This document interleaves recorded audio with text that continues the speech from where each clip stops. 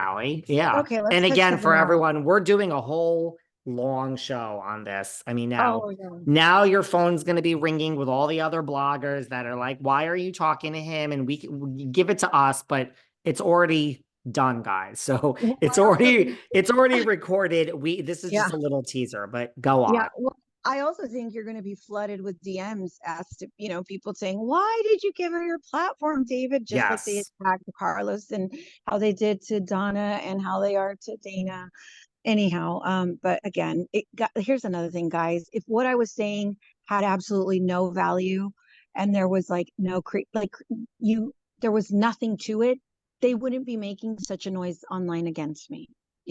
Obviously, what I'm saying is threatening to them because it doesn't put their queen in a good light, but it is what it is. Like, this is no walk in the park for me. I'm not out here to expose this again, to get people fired, to make myself, have followers and likes. Once I am done letting everyone involved know what my part was in regards to them and showing them the receipts, network and all, I'm out of here. A lot of people wanted to say, oh, she wants her own podcast. No, again, I could have created one and cashed in on this stuff, but I'm not. I'm giving it to you for free. Another thing, I don't want the followers. I don't want the attention. You will never see me again on social media. Social media makes me sick. I'm only in this right now because I need to get those receipts out and I need social media for that. But other than that, once this whole thing is done, like come the ending of the show, uh, season 14 comes to wraps, so is my time on social media. I will bid everyone, farewell, goodbye, cheerio, peace. I'm out I'm because so jealous, okay? Because I say on this show all the time, I would never be on social media if it wasn't my job. It is my job. It's tied to my job. I have real friends that are not on, a lot of you know, friends that are not on social media. They don't, I have a friend who doesn't even understand how to do an Instagram story. And I'm telling you, they are the happiest people, so many of them. They live full lives. And really, a friend of mine was like, I don't even know how to do an Instagram story. Like, what are you talking I'm gonna pull a Shawshank Redemption and like go through the water and like just feel so free and liberated at the end. I'm I mean, just that's how I feel. It's like, right, like people will come at me, they come at me regardless. It's like I just had Jackie Robinson, Melissa's ex Envy business partner on. She accused Melissa of taking $10,000 out of the register. That seems pretty anti-Melissa to me. Today, this is what we're talking about. I have no team. It's so yeah. not that serious for me. But yes, people will come for me the same way they came for me when Meghan King was on and she just slammed Louis and Teresa recently. Bring it on. I can And take it. I don't care. how amazing does that feel for you, David, that you don't have to kiss the fucking ring to anybody? Like you don't bow to nobody. That must feel so good. Nobody. I mean, I feel it now. I feel it now. I am free to do what I Isn't it want. great? Is it, you don't have to worry about what Yes. you say I because you take wish. the facts in front of you, you flip flop because there's no team. There's no team. It's like, Yes. I wish. you don't know these people. No, and I wish the tree huggers would just like step out of their little circle and see it for what it really is. Like us, I hate to break it to you guys, but Teresa doesn't give a shit about you guys. She cares about her spot on the show and that paycheck, and that is it.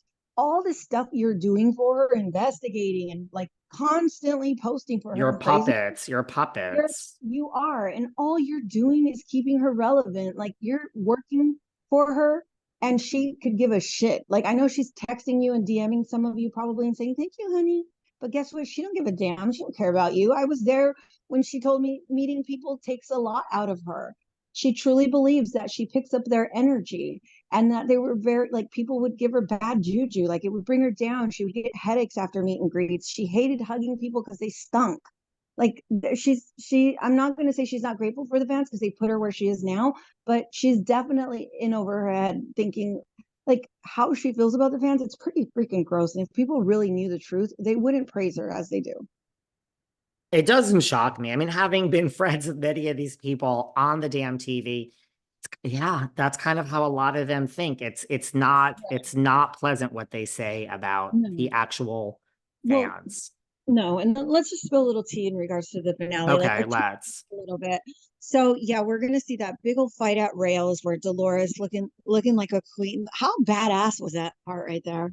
Oh my gosh. And let me tell you, people know this about me. I personally didn't really like Dolores. I didn't like the whole Switzerland thing because I was so hardcore for Teresa. I was like I'm with Teresa when she gets mad at Dolores for going over there and hanging out with Margaret. So when I say this about Dolores, it's genuine because people know I wasn't a Dolores fan, but Dolores looked like one bad bitch sitting at that table with her hair up all nice, looking around. That was such a iconic, like that scene. Wow. It is an It was amazing. iconic scene, yes. And Yes.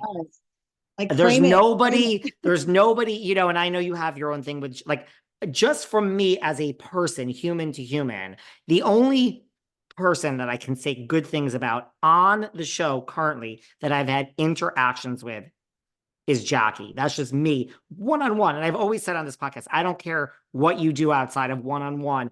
I've never spoken of Fuda or Cabral. All the others, and I've actually had good things with Fessler, not directly, but through my team and her team. But Yeah. I have issues with Dolores too, as a person, just my Yeah. own issues.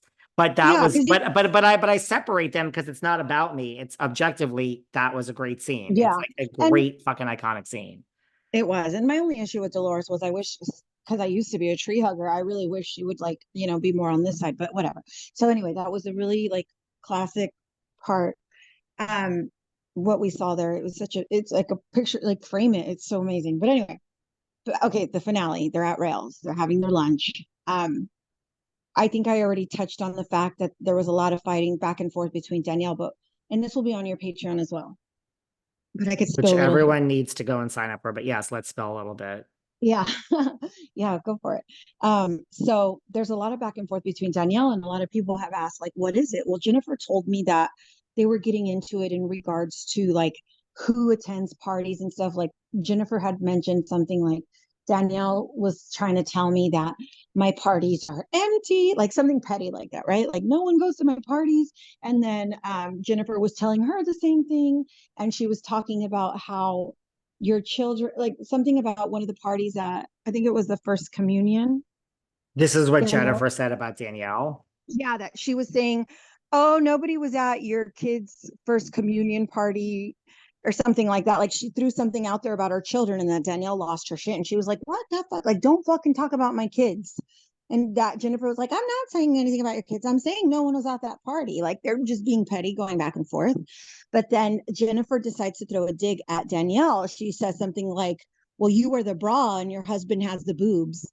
And that really set off Danielle Cabral, because what a lot of people didn't know was that something was leaked that Nate Cabral had a surgery, a gynecomastia surgery, to like reduce the size of his chest or something. And which I do think Jennifer Aydin leaked that to someone to stick out in the internet. And so Jennifer says that comment about her wearing the bra and her husband having the boobs. And then that really set off Danielle. So she ends up grabbing the pitcher of water or tea, I don't remember. Anyway, she grabs it. There's condensation on the thing. So it kind of like she flings it to Jennifer, but it slips out of her hands.